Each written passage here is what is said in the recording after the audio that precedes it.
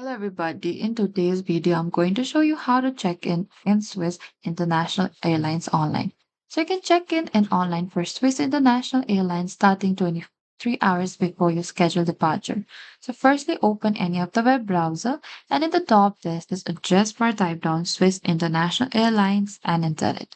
So from here click over here that says book flights with Swiss. And over here, once you get inside this homepage of Swiss International, what you can do is you need to click over you need to click over here under the check-in in the top.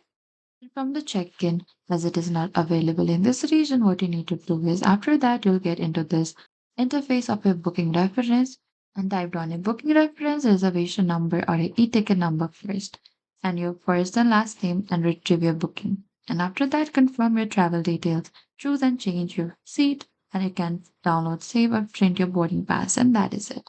That is how you can check in and Swiss International Airlines online. Thank you for watching this video. I hope this video was helpful.